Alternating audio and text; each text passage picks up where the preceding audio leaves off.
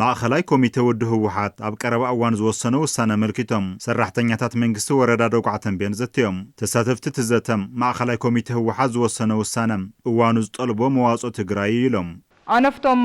ቀሪቦም ኒኦም መማረጽታት ኣፍቱ ብህዝቢ ዝተመረጸ 2.8 ሚልዮን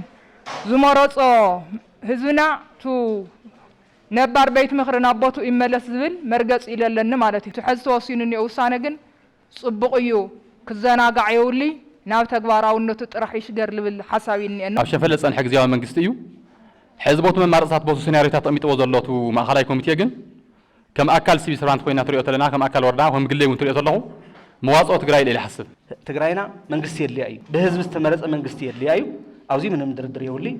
ድምፂ ኮይናት ተትሪፎ ክኸውን ይኽእል ውዕል ፕሪቶሪያ ጸገማት ህዝቢ ትግራይ ግን ኣይፈትሕን ስቃይ ህዝቢ ትግራይ ግን ኣይፈትሕን ብህዝቢ ተመሪጹም ተወዚፉ ጸንሐ ቤት ምኽሪ ናብ ስርሑ ክምለስ ቅቡል እዩ ክብሉ ገሊጾም ተመዛልተይ ተመለሱን መሬተይ ተመለሰይ በጀተይ ተሰደደይ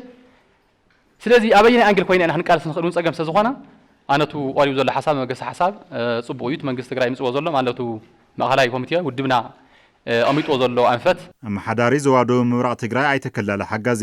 ምምላስ ተወዘፈ ቤት ምኽሪ ምእኹል ዝኾነ ምሕደራ ክህልው ዘኽእል ምዃኑ ይገልጹ ሰለስቲኡ ኣካላት ሕጊ ይሃልወና ሕጊ መውፅእት ቤት ምኽሪ ይሃሉ ኣዋጃት የውፅእ ደንብታት የውፅእ መምርሕታት እውን ቢሮታት ከውፃእ እኹል ክትትል ድጋፍ ይግበር ሕጊ ተወርጋሚ እውን ብትክክል ለት ሕጊ ትርጉሞ ዳያኑና ኣብ ላዕለዋይ ቤት ፍርዲ ኣብ ማእኸላይ ቤት ፍርዲ በትክክል ቤት ሕብረተሰብ ዝጠልዎ ናይ ሕጊ ስራሕቲ ድዮም ሰርሑ ዘለው ናይ ቼክ ኤንድ ባላንስ ስራሕቲ ኣብ ሕጊ ተርጎምትና እውን ክሰርሕ ክኽእል ኣለዎት ሕጊ መውፅኢ እቲ ቤት ምኽሪ ሳልሳይ ተፈጻሚ ኣካል እውን በቲ ዝተለሞ ልክዕ ዶ ይፍጽም ኣሎ ተወዚፉ ጸንሐ ቤት ምኽሪ መንግስቲ ትግራይ ናብ ስርሑ ክምለስ በዓል 4 ነጥቢ መግለጽ ቅዋም ብምውጻእን ብምሉእ ድምፂ ብምድጋፍን እቲ ዘተዛዚሞም